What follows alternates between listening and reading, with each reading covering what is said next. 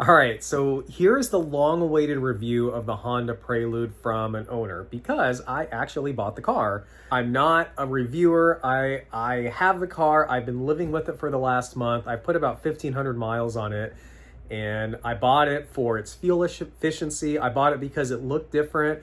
I bought it for its relative uniqueness, and I bought it for some of the new technology, which, yes, a lot of that tech is already out in things like the Honda Civic Hybrid.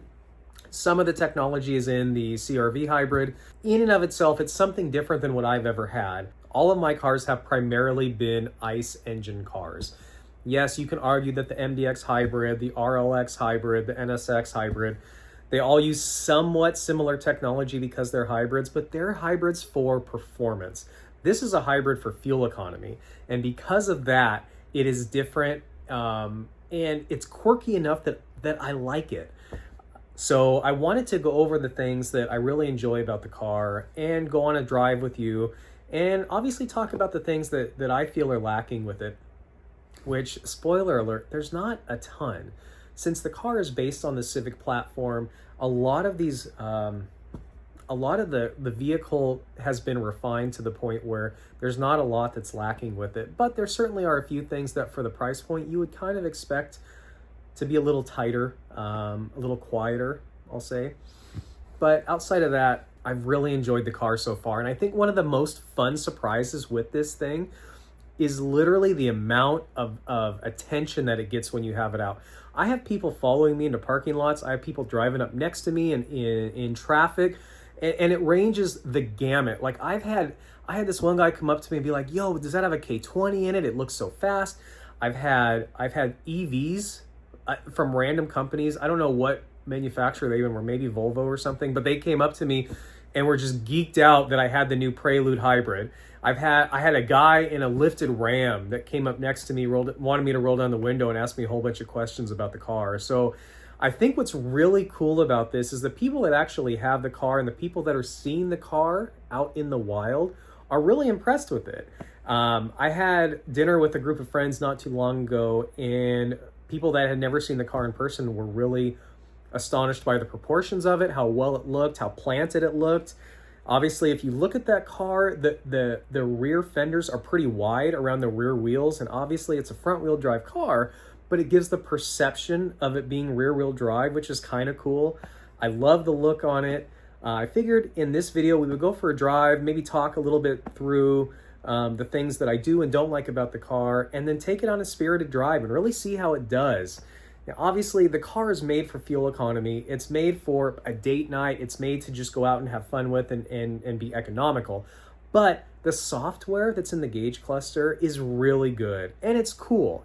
Is it gimmicky? It's not gimmicky, but it's not necessarily needed to enjoy the car, but it's really fun that it's there. So I thought we could show that off a little bit and show some features of the car that maybe aren't in some of the other YouTube videos, and then we're gonna go grocery shopping and pile everything in that hatch, because that hatch has a ton of room in it. Obviously, the rear seats, everyone's talked about them. They're not really made for adults. I don't have 4 people I'm hauling around ever, so I don't care about that. But putting those seats down, you have so much room in there to carry whatever. I put an axe in there the other day. I put a giant overlandish tent in there. So if anyone overlands, you know how big those tents are. Fit just fine. So come along with me. Let's go on a quick drive and get some groceries. So everybody's seen the drive modes. We have Comfort, GT, Sport.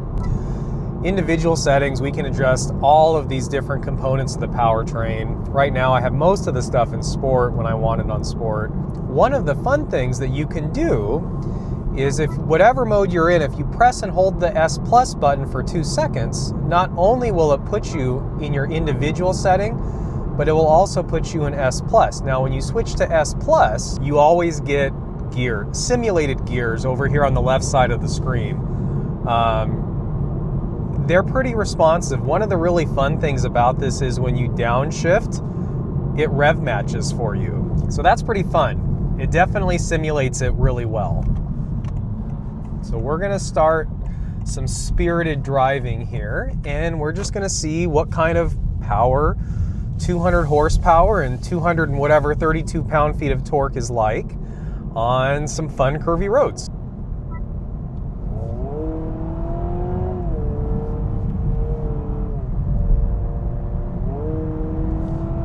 it pulls, like that EV pull is there. Even though there's not a ton of power, you can still feel it. Now, obviously, going around the curve here, tires chirp a little bit. Oh yeah, I mean, this is a blast. Anyone that's been dogging on how this car drives has not driven it. Like, it's a ton of fun.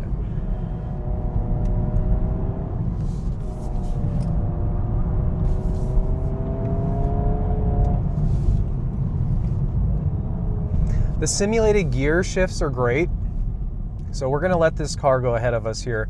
And while we do, I'm gonna talk about some of the other things. One of the other really fun things with the simulated transmission is when your gearing is high, like in the transmission range, 6, 7, 8, if you press and hold the down paddle, the down gear shift paddle, it will drop you to the lowest possible gear to give you the max amount of power to then get out of wherever you're at. So I'll show you that here in just a second.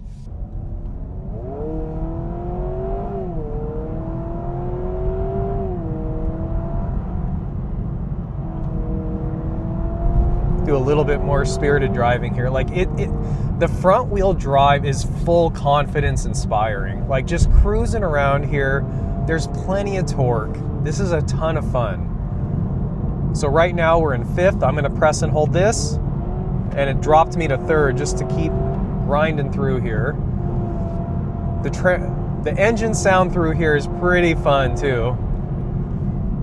So now we're in manual mode, and essentially anytime that you've pressed the paddles, the car is going to put you in manual mode to hold the gears for you. So that's why we're not shifting automatically here. So we'll drop this, we'll drop the throttle and keep going here to 4th, down to 3rd. It's so fun. Now the power does eventually fall out in the RPM range here as we get further up, but this is not made to be a sports car, but it is a lot of fun. There's a couple other things I really wanted to show you that were a lot of fun. You can see the D down there because we're in drive. Now if we press the down paddle, this is going to give us multiple layers of regenerative braking, and you can see on the little avatar that the car's brake lights are on when we end up depressing that paddle. It does help you stop. It does help you regenerate some power in the battery, which is really nice. Now, there's another trick though that you can do. So anytime the car is on, if you press the up paddle, you can see that D is now an M. We have our multiple layers of regen here, and we can set whichever layer we want of regen. Now this will stay here, so it's almost like one pedal driving. You let off the throttle, the car continues to brake for you until it gets down to if you were basically putting a car in gear, putting a car in drive, and it slowly creeps. So this guy's letting us go by, so we'll give him a wave here. Thank you, sir. And we'll continue on our merry way. So when we're not in S+, we don't rev match because there's no gears to rev. If we put this back into S+, even if we drop this, let's drop it into GT. Does this rev match? Yes. Does it do it in comfort? Yes. So every dynamic mode that you go into, the car will rev match for you, which is a lot of fun. So we'll keep cruising here.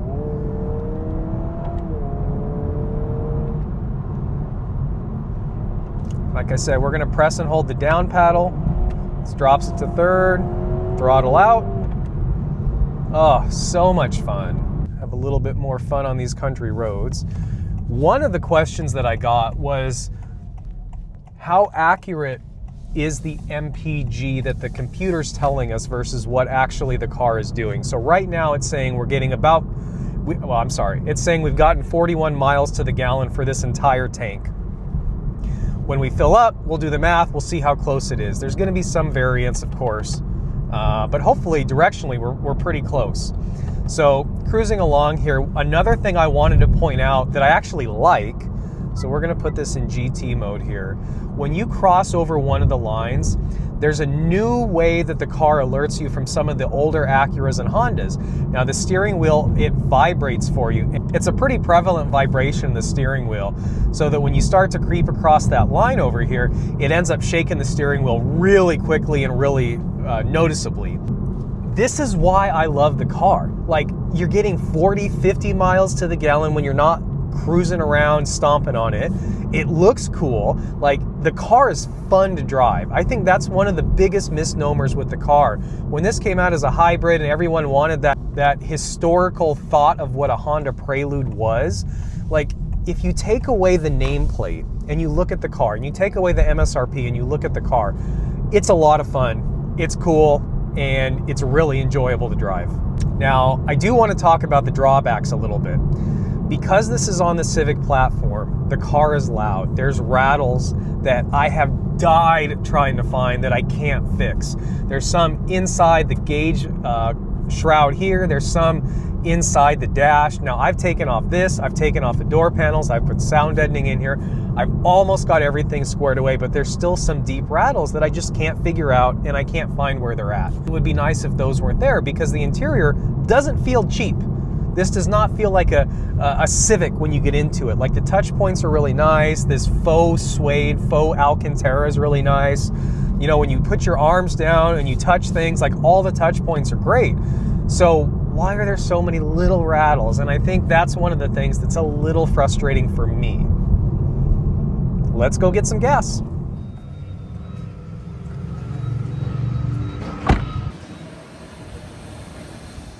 The car is a lot of fun.